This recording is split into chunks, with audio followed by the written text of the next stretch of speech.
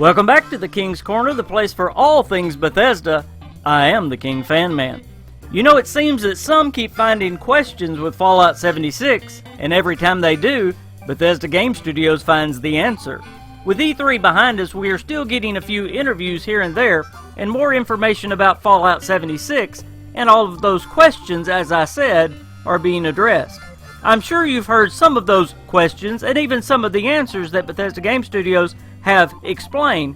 Some, however, I bet are new to you, but I wanted to put them all together neatly in one place in this video so that we can all be up to date with all of these issues in the game. So here are the 7 questions and answers for Fallout 76 up to this point. But quickly, some have suggested that all these questions have come because Bethesda Game Studios did not do a good enough job at launch explaining the game. But I say, to fully explain this massive game, it would have taken hours upon hours. What they did was show it and then further explain it in the interviews, which is all that they could have done, because it's all they had time for. Okay, let's jump right in to the list and answer those questions. Number 1, the question reads, how can you play stealth mode or sneak if you show up on the minimap? Well, that is a good question and a valid concern, since we all learned pretty early that when you look at the map, every player's position will be shown in real time on that map. But in a recent interview, Pete Hines explained that all you have to do is crouch and your position marker on the map slowly fades away, and it stays gone as long as you stay crouched. So yeah, stealth mode is really stealth mode in Fallout 76. Way to go, Bethesda. Awesome job. Number 2 on our list reads, can I lose my weapons or armor when someone kills me? Well, this one is easy, and most of us already know that of course you don't lose anything when you die. It is just like a normal Fallout game.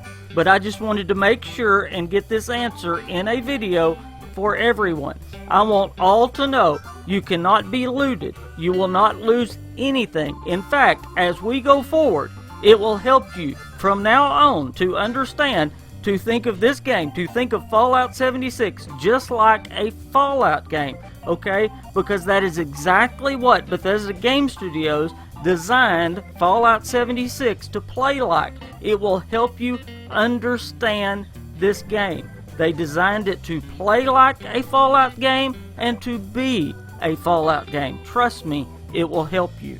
Alright, number 3. I actually covered this one fully in a video, but again, I wanted to put them all together in a nice little bundle. Can someone keep killing me over and over again? Well, of course, this question is about griefing or PvP, and it has been thoroughly answered. The game has a built-in system already in place that will prevent someone from doing this very thing. Now, both Todd Howard and Pete Hines said it is a fluid system, meaning that it will continue to change. They will tweak it until it is just right. Because another question along those same lines would be, if someone does kill me, that in-game system that prevents him from killing me again, then can I not try to get revenge? Well, Pete Hines again gave the answer. You have the choice of engaging that player who just killed you. Now, if you choose to walk away, the game will let you. But if you do attack, then he or she will be able to attack you back. Pete Hines explained it's kind of like in-game when you see a Deathclaw. You can either walk away or you can attack. If you attack, that Deathclaw is going to attack you. So choose wisely. Again, it plays just like a Fallout game. Okay, question number 4. With no NPCs, how will there even be a story? And how will you even get your quest? Well, okay, that was more than one question, but we've been told that there are a lot of quests, and that the map is actually full of quests, and that you will actually find those quests on holotapes, computer terminals, and from robots, and from the Overseer in Vault 76. And remember that Overseer is Brainpower 4, which we learned from the terminal in Fallout 3. Now, it's through these quests and through the world that you will explore and actually find the story. And I find this kind of interesting because it's going to be a different kind of story. You'll be listening to these holotapes and reading the computer screens. It'll kind of be like a mystery that you'll be solving as you're listening to the tapes, you're reading the screens. Well, it kind of gets my police mind going again. I should also add that there will be a lot of content being added to this game. This being an online game, I expect to get a lot more content for this game than we got for Fallout 4. Not just updates, I'm talking about DLCs as well. In the documentary, The Making of Fallout 76, they said that they expected to make content for years. Now, I put a plural, years there to come. Now, remember, Fallout 4's DLCs came in 1 year, in 2016. They got it all in the year 2016. But Fallout 76, they say it's going to come for years to come. The game with free updates for years to come. Alright, question number 5. With no NPCs, won't it play more like a survival game or a PvP game than a Fallout game? Well, to answer this question, I want you to go back and remember what I said a couple of questions back. Start thinking of this like a Fallout game, and it will help you to understand the game much more. You know, it's like in Fallout 4 when you first leave the vault, if you don't go meet Codsworth, but instead you turn right and start walking down the creek, you'll see those guys, you know, across from the cabin. Well, you wonder, are they mean? Maybe they're just traitors. Well, that happens all the time in the world of Fallout 4. You will come across raiders, you'll come across traitors, you'll come across people just wandering around the waste. Well, it will be the same way in Fallout 76. The only difference will be those people you come across will be real, live people. Now, in Fallout 4, what determined whether they would be bad or good was Bethesda, way back in the studio. And they couldn't change it, you see. Once they decided and put it into the CD or into the programming, it couldn't be changed. So it was the same way when you played the game over and over and over. But in this game, it will be different every time, because every time you play the game, you will come across different people. So this is a RPG player's dream, a role player's dream. Every time you play the game, it will literally be different. So all of those people that griped and complained that Bethesda didn't have enough choice in their game, that there was not enough replayability, there's no griping anymore. This just might be the best RPG Fallout that has ever been made. So you can literally play as many times as you want. So no NPCs is not a problem at all. It's actually genius. Alright, question number 6, and this one's on here really because of YouTube. Is the game really not going to be on Steam, like I've heard? Is that really true? The simple answer is the beta of Fallout 76 will probably not be on Steam. Bethesda obviously wants to keep the beta on the Bethesda launcher so they can watch it very closely and make all the changes that are necessary to make it right. But all of Bethesda's games are on Steam, and I have no reason to think that this game won't be put on Steam too. Now, it will either be put there on launch day in November or shortly after. It's really according if Bethesda Game Studios thinks the game is ready on launch day. And what I mean by that is if, obviously, they still think there's some changes that need to be made after launch day. Remember I said things are going to be fluid for a while. If things are still fluid at the time of launch, then they may have to wait. But Fallout 76 will be on Steam. Alright, lucky number 7 and the last question.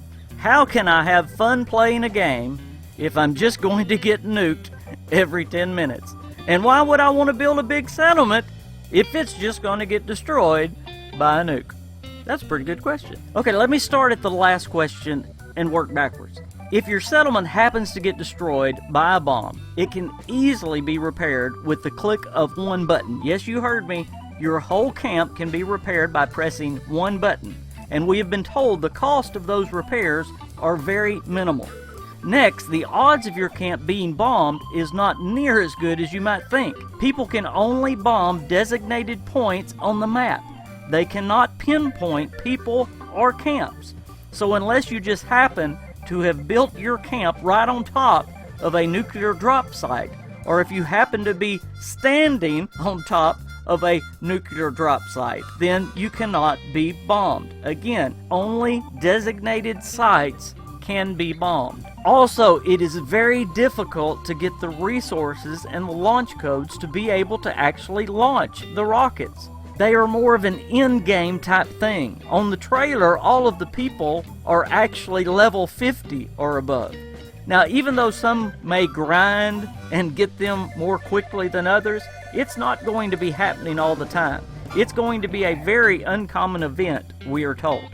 And finally, even when it does happen, there is going to be a warning that is sounded to the entire map, with plenty of warning given before the actual bombs are dropped, so that everyone has plenty of time to leave the area before the bomb goes off. Well, there you go. There are the top 7 questions and answers so far about Fallout 76, and I'm sure there's going to be a lot more before it gets here in November. Well, of course, the beta's coming, so we will have a lot more. Now, a few more have actually come up since I got this recorded. One is, yes, we are going to be able to have more than one character, so that's a pretty good one that we've learned.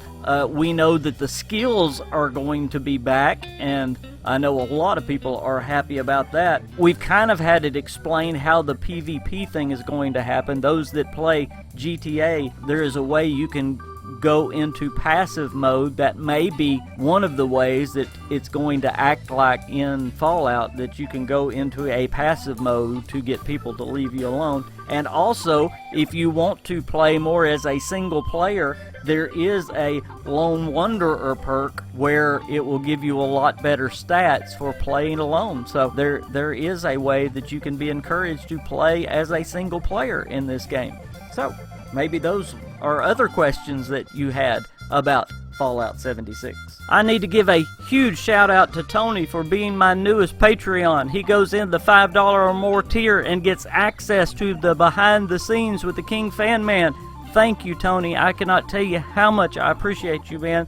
You are helping keep this content on YouTube, and I appreciate you so very much. I would like to encourage all of you guys to consider becoming a supporter of this page as well. And if you do that, you can have access to that as well. And I am working on new stuff for the Patreon page all the time, so consider that as well. If you are not a subscriber to this page, that is free. All you have to do is hit that button.